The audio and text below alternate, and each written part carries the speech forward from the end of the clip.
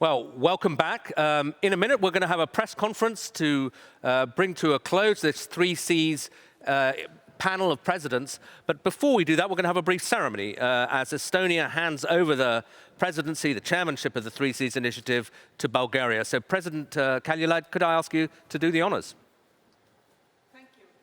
President Radev, dear journalists, today has already been a really substantial and comprehensive day.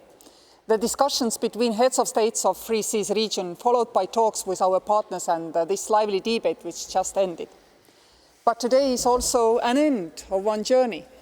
As all the previous years, the 3Cs summit is a culmination of a year-long work. In our case, as the times are as they are this year, even almost a year and a half. This is a milestone, not an end of a journey. The way of 3Cs has become more vital, more real, more practical throughout these 17 months when I had an honor and responsibility to work together with all partners, all members, to carry the torch. It has been a year of consolidation of the initiative. And during our earlier talks today, I got an impression that we have met the expectations of the 3Cs countries. Thank you, my dear friends. Thank you for your trust. With this, I am glad and a little bit sad to hand over. I'm hereby announcing that the next 3C summit will take place next summer in Sofia, Bulgaria. And now I will hand over a symbolic 3Cs flag to my dear colleague, President Radev.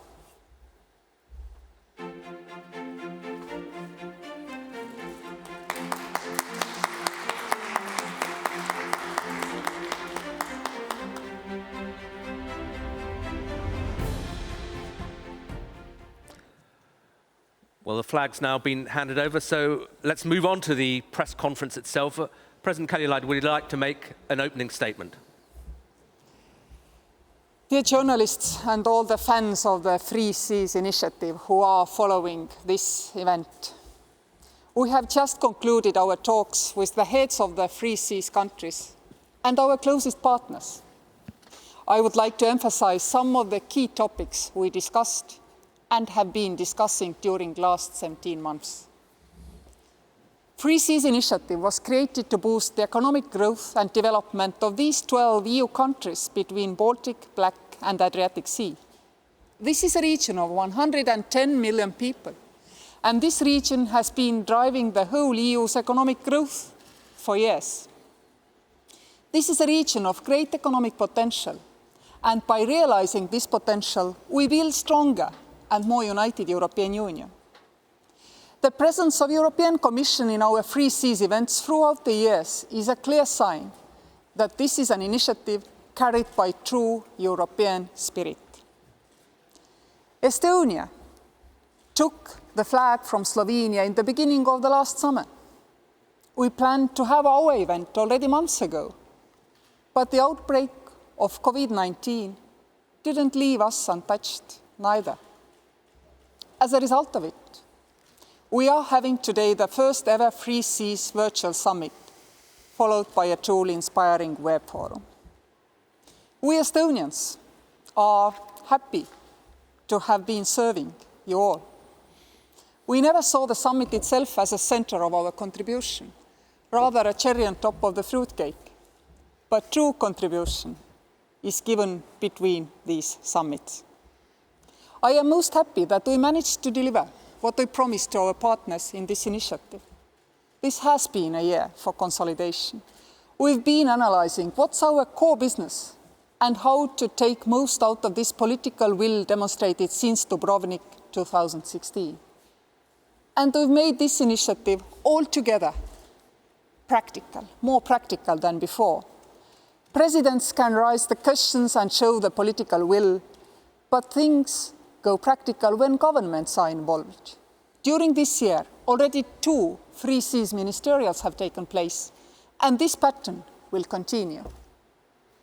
Infrastructure means money, or the need for investments, to be more precise.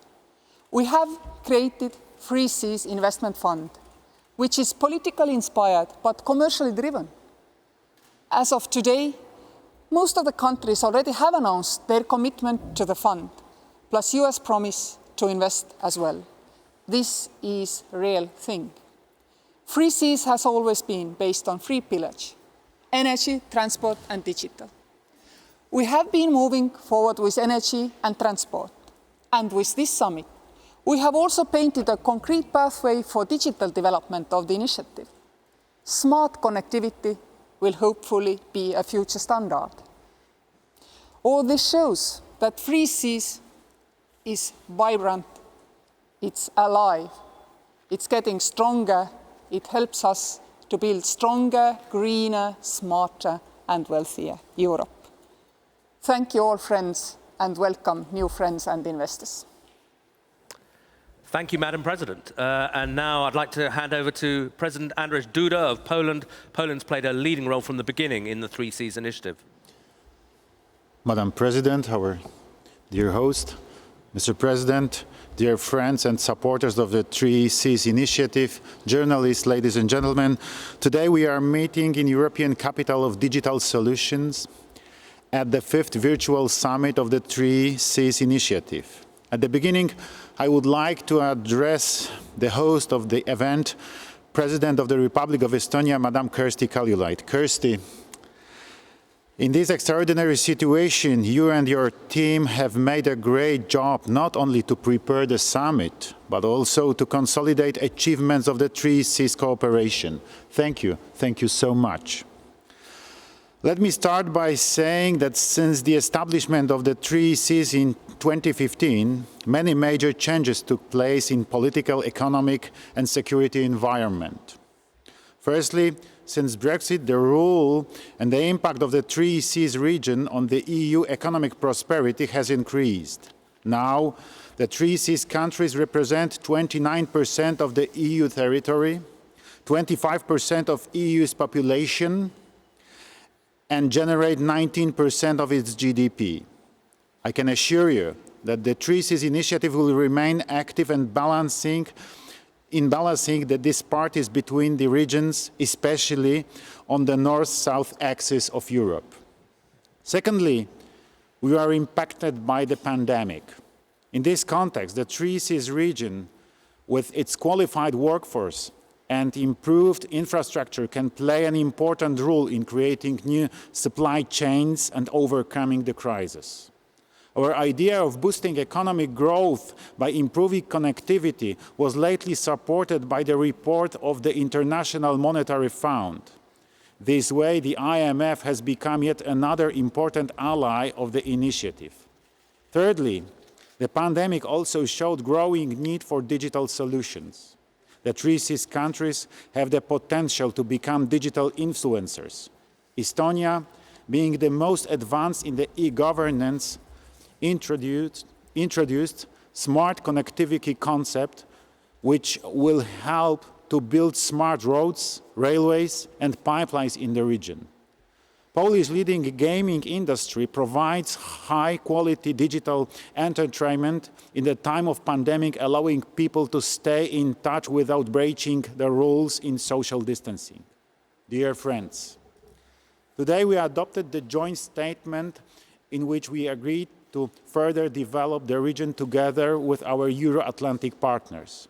I'm more than happy that representatives of the United States, Germany, and European institutions are here with us. The instruments they offer to the region are the engine of our growth. Ladies and gentlemen, European and national funds are important, but we are not forgetting about private investments. That's why we have created commercial tools. The Three Seas Business Forum is a platform for business people to meet and do business. The list of the priority projects includes strategic and most promising proposals that are open for investments. Three Seas Exchange Index, CEE+, brings together capital markets of the region, and the Three Seas Business Council aims at promoting interest of our region globally. One of the greatest achievements of our cooperation is the Three Seas Initiative Investment Fund. It was created last year by the Polish and Romanian development banks as a commercial vehicle to co-finance the projects in the region. I'm very proud about the continuous development of the fund. The decision of Estonia, Latvia, Hungary, Bulgaria, Lithuania, Slovenia, Croatia, and the United States to join the fund are the best confirmation of that. Here, let me address our American friends. Thanks to your support and investment in the region, 3 Seas countries are more independent and prosperous. I hope that soon other countries will follow your example. To conclude, I wish to congratulate President of Bulgaria, Mr. Rumen Radev, with a decision to be a host of the next 3 Seas Summit. Thank you very much. Thanks, President Duda. And you've just set up President Rumen Radev, who is, as we know, chairing next year. So, President Radev, over to you. President Kaljulaid, President Duda. First of all, President Kaljulaid, taking the flag of the 3C initiative, I would like to thank you on behalf of all our colleagues for your commitment and efforts put in the development of our initiative. Under your outstanding leadership, Estonia succeeded within this year and a half to convert this initiative into a full-fledged platform for regional cooperation. It is symbolic that, namely in the COVID crisis time, Estonia took the lead to reveal the power of the digital society. And now Estonia raised the bar high, and expectations towards Bulgaria are far, far bigger.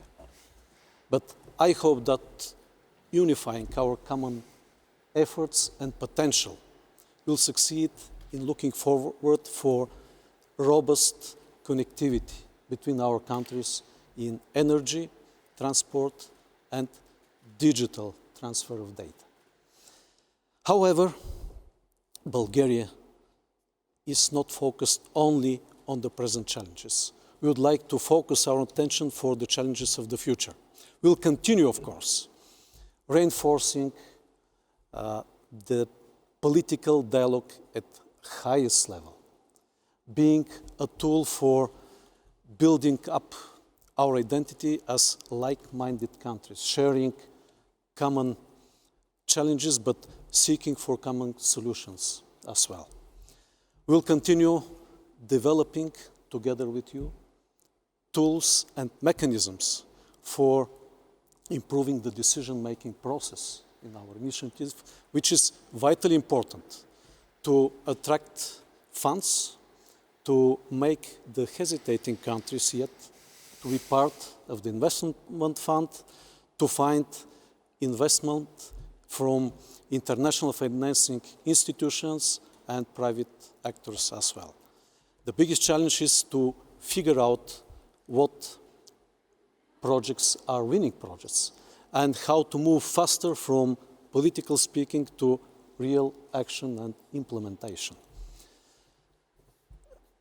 Focusing on the future, Bulgaria will draw your attention on how to connect our scientific and educational potential through building a robust scientific and educational infrastructure for building our young people to work within an environment of shared potential and shared opportunities to challenge the future and to think and design smart solutions in energy, in transportation, in science.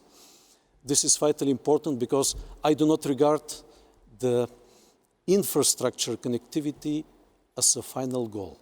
I regard this connectivity as a means to achieve the real goal of our endeavor. And this is fast, high economic growth, sustainable one, and East-West cooperation and achieving social and economic convergence. That's why we need to look in the future, and we cannot achieve that goal without science and education. And next one, we should think about looking beyond our geographic borders and taking advantage of the opportunities presented by our neighbors and our partners. Of course, we should strengthen the strategic cooperation with our allies, the European Commission, Germany, and the United States. I want to assure you that me and my team will spare no efforts in achieving the goals of the 3Cs initiative. Thank you once again. Thank you, President Radev. And I think one of the most interesting things about the 3Cs initiative is the way it's attracted interest from all over the place and indeed from across the Atlantic. So delighted to be joined by Mark Menezes, the Deputy US Secretary of State for Energy. Over to you, Mr. Menezes. Thank you, Gideon. I would like to join President Duda and President Radev's comments to again thank President Kaljulaid, our host nation, Estonia, for their dedication to bringing this virtual event together amidst the global pandemic. And the United States has the full confidence in Bulgaria as our host for the 2021 summit. You know, the United States is proud to have supported the 3Cs initiative since the first ministerial in 2016. And we are indeed very excited about the future that this partnership holds for the security and prosperity for the region, particularly in the energy sector. As the 3Cs region continues to grow economically, meeting energy demands will increase in importance. And the United States, therefore, encourages member nations to commit to creating economic conditions that boost private sector investment in energy infrastructure. You know, expanded energy infrastructure will lead not only to direct economic benefits like jobs and lower energy costs for consumers, but also energy security benefits, reducing reliance on any single supplier for energy. The Department of Energy, through our Partnership for Transatlantic Energy Cooperation, or PTEC, stands shoulder to shoulder with our 3Cs partners as they build and strengthen their energy interconnections. We also remain committed to exporting both energy resources and energy technologies to ensure a bright energy future for the 3Cs region. Thank you, Gideon, for having me here today. Thank you very much for joining us all the way from Washington. Okay, so now to the question and answer session. In this COVID times, press conferences are all slightly peculiar because none of the journalists are here in the room. It's all happening virtually through this iPad, but questions have been sent to me. So can I ask some of the leaders here some of the questions that have come through? This one is for President Kaljulaid. It says, you talk a lot about the 3Cs investment fund, but I'm still confused. Are the investment decisions made by politicians or by the commercial fund? The concrete project decisions are made by the fund. The objectives of the fund have been set by the presidents. On top of that, we are enhancing the attractiveness of the fund by making a promise to work together with leaders of the 3Cs countries to make sure that cross-border investment functions perfectly and smoothly. We have the legal framework of the European Union for that, which is also aiding us and helping us to facilitate the development of all projects. But once more and again, the decisions are based on their economy, their potential to deliver not only for the countries but also for the investors. This has been agreed when the fund has been set up and the private partner, Amber Management, has been found to make sure that politicians, after having set the objectives, now stand hands off. We are very interested to see our projects to succeed. Somebody asked me, what are the Estonian projects you are with your whole heart supporting will succeed? And my answer is, I have absolutely no idea how many and which Estonian projects in the current project pool there are. This is an honest answer, and this will remain this way. All the way while I'm making the pitches to invest into the fund, I'm also making sure that there is a necessary separation of our functions here. Okay, we've only got about 5 minutes left, so let me ask a quick round to all of you, the same question, which is how do you see the geographical future of the initiative? There are countries sharing a similar history also outside the EU. Could they be a part of the 3Cs initiative at some point? President Duda, do you want to have a go at that? This is the problem we should discuss about, because first idea was that 3Cs initiative is a form of cooperation of the EU countries, yes, from our part of Europe and from our part of European Union. But there is a huge movement of the countries around European Union who want to join the 3Cs initiative and to have some kind of relations with our group of the countries, and I think that we should discuss the issue how to create this connection between those countries and members of the 3C initiative. But because the concept is that members of 3C initiative, that the countries who have statute of the members, they should be members of European Union. But there are other forms, partnership, or other forms of cooperation that we could establish to create bonds between 3Cs initiative and 3Cs countries and our friends, for example, from the Eastern Partnership. But we should discuss this problem together. Okay, President Radev, I mean, you have near neighbours who would, I'm sure, will be very interested in participating, but who aren't members of the EU. How do you see that? I think we should exhaust the opportunity both inside the European Union and outside the European Union. Talking about inside European Union, I have just provided an example about Greece and Cyprus. As for between Bulgaria and Greece, we have gas interconnectors in development, we have transport corridors, we have southern gas corridor passing through Greece, we have EastMed in the future, we have 2 LNG terminals, and we have huge gas resources within the East Mediterranean. That makes Greece and Cyprus our natural partners in the future, and I'm sure they will join the initiative sooner or later. Okay.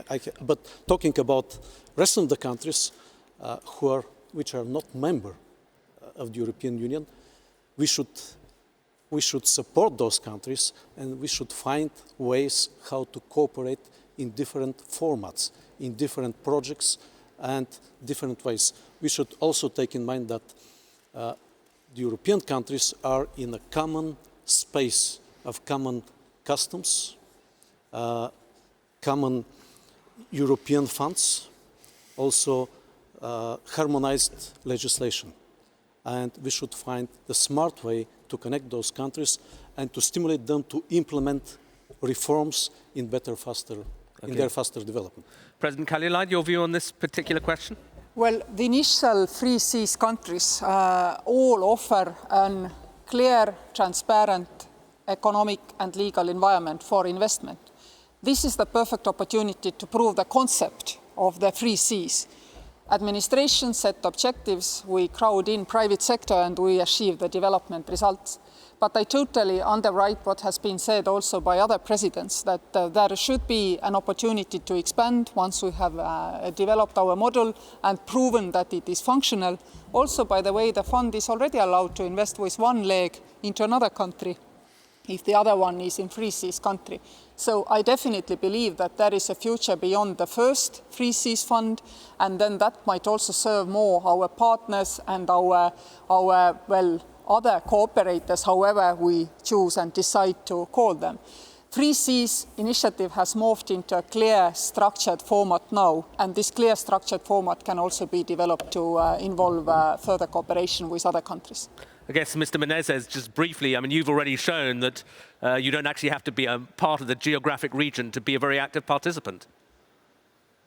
No, that's correct. You know, as we began to look at some of these interconnected energy projects, and we looked at the list of the 3Cs priority projects, we realized that these energy interconnections extended, you know, beyond the 12 countries in the 3Cs. And so what we did then, we established this partnership for transatlantic energy cooperation, opening up to now 22 participants, more to include more countries in the region. And we do believe that all of these countries then can benefit from the resources and the tools that we're establishing to help facilitate the 3Cs meet their energy infrastructure needs. And just as a couple of examples, we've already explored opportunities for small-scale LNG with Albania and Montenegro last year, where we have worked closely with Moldova, supporting its planning for the winter energy supplies. And so we're continuing to work with the partners of PTEC throughout the region to help with the development of these projects. Okay, thank you very much, and thanks again for joining us from Washington. We're slightly over time, but I'll just give one last question because it is very forward-looking, and it is to President Radev. It says, Bulgaria, you'll be the next host of the 3Cs initiative. You'll give direction to the next years. Where do you see the initiative, say, in 3 years' time? If you could give a relatively brief reply. We have realistic vision about the initiative. Our most optimistic view about getting resources, financial resources I mean, they will be sufficient to build just no more than, let's say, 300 kilometers of motorway. What about the rest of the projects? So we should implement robust mechanisms how to attract the attention of the private business, how to think outside of the box, how to take on board new partners, how to think about future feasible projects. And if we talk about equity of money allocation, because that question will come to us within the first project being implemented, talking about geographical equity and spreading equally the resources. It is, you see, impossible for the very first go, but we need to show the public that we have a winning concept and we have successful practical steps. This is crucial for the future of the initiative, but talking about equity of allocating resources, I will go back again to my point. We can share equally the resources for putting together our universities, research institutes, research teams of young people to think smart about the future.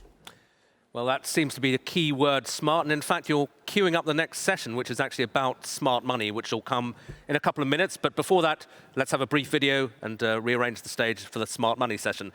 To the three presidents here, to Mark in Washington, thank you all very much for this press conference. And thanks to the journalists for sending in questions.